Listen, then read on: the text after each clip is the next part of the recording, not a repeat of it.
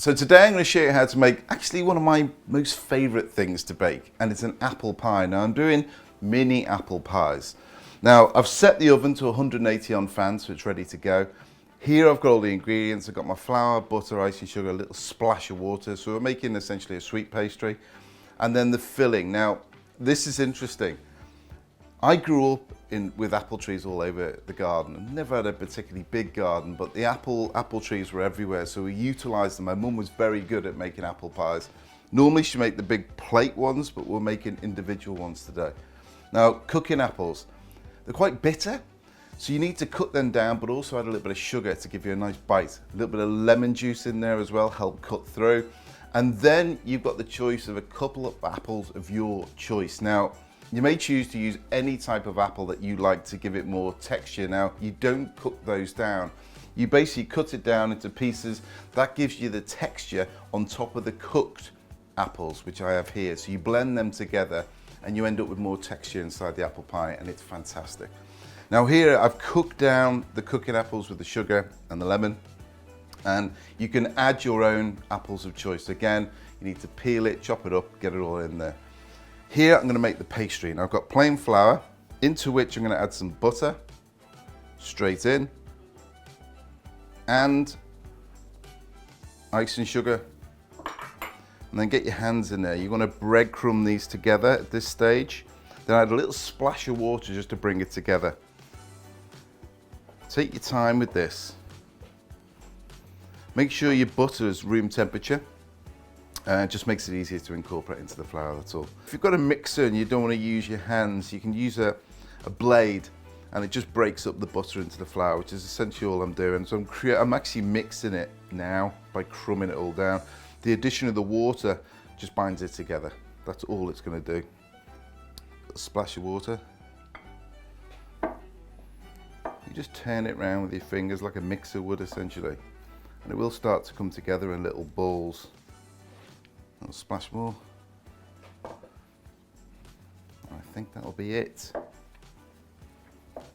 Then you start scrunching it together with your hands. You see it comes together pretty quickly once the water's added, because all the work you've done breaking up that butter just makes your life a lot easier.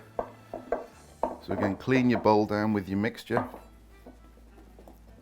Pop it onto the bench. What you have is a little bit of pastry. I'm going to fold it a few times just to smooth it out. Yeah, it feels good. Not too many times, I'm not kneading it. That's lovely and smooth, just needs to chill down now. Let's pop it into a bag. It's got a fridge bag here. Pop it in there. Seal it up, pop it in the fridge for about 15 minutes, half an hour, it'll be fine.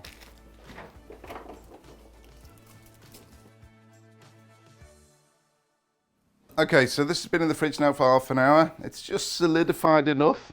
It's going to make it pretty easy to roll out. Get your rolling pin, put a bit of flour on the base, just tapping it down just to get it started. It'll roll out pretty simple, this. It's pretty robust. Okay, so you tap it down, and it just helps roll it out evenly. Start from the middle and go up, middle down. Keep on rotating, plenty of flour underneath, and then begin to roll it out.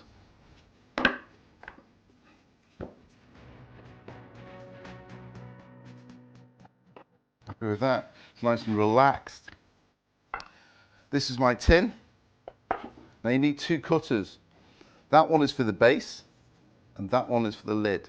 So you cut your bases out. I need 6. At this stage, just place it onto the top, coerce it in, and you'll note it's got butter in it. Again, just stops it from sticking. So get all your bases in there. And then you need to cut your lid with your smaller one, so you need 6.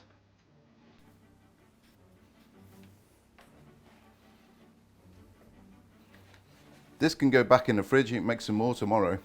Put it back in the bag, pop it in the fridge. It'll keep in there for a couple of days at least. So again, make sure you get right down to the bottom. Just neaten it off with your fingers as you do it. You can draw it up the sides slightly. Just make sure you've got it right down to the bottom with it so you get loads of apple filling in there. Can't stand little pies. I do the same with mince pies, to be honest. Okay, they're all neatly laid. Now, because obviously the apples have a lot of liquid inside there which needs to evaporate as it's in the oven, so just get a little nozzle, and in the middle just cut a little disc just to allow for the venting really of all the steam inside. Now here I've got my base cooked apples, into which I'm going to add my fresh apple, which has literally just been peeled and chopped. And what's that, 1-to-1 mix? But almost it is 1-to-1. It adds loads of texture, and don't forget these are going to cook down slightly as it's in the pie anyway, and it will soften. But they're just delicious. If you want apple, I mean, I'd have this with cream or custard. I mean, crispy pastry with apple and custard. Oh, hello. I mean, it's just, this will do about 12, you know, but you basically pile it all in right up to the top of the pastry. Put a bit of pressure on, because don't be afraid to fill it up. Well, if you want to put a little bit of fruit in there, you can put a strawberry in there, raspberry in there, forest fruits in there with the apple. Again, that's another dimension. Okay. Get your lids, place it onto the top of each one. It should come into contact with the side. And you'll see that it sits just inside the lip of the other one.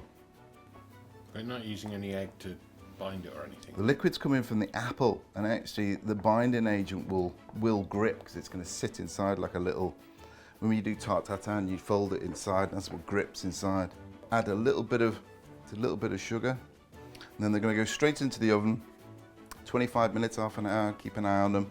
They'll turn nicely golden brown, but you need to leave them to cool before you pop them out, because they're gonna be difficult when they're so tender. The butter in there, the pastry will be really flaky, so you need to leave them to cool down slightly before you attempt to bring them out.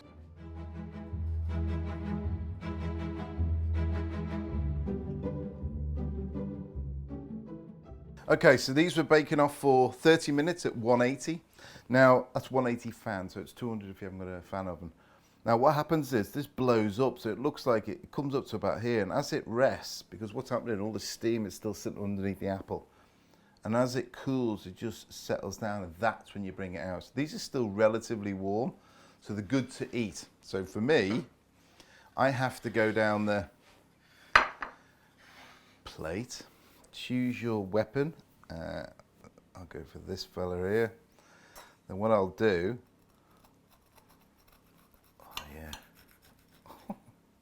crispy. Look at the filling. Look how much filling in there. That's just full of apple. And then for me, not for everybody, bit of cream, spoon. Oh, make a mess. Turns almost like a crumble. Takes me back to when I was a kid. And that's it really. It's straightforward enough. Choose your own apples, enjoy baking, and it's as easy as that. Now, if you've enjoyed this recipe, there are plenty of other recipes on my YouTube channel, Easy Bakes. Click subscribe, click like, and get baking. Oh, this is delicious.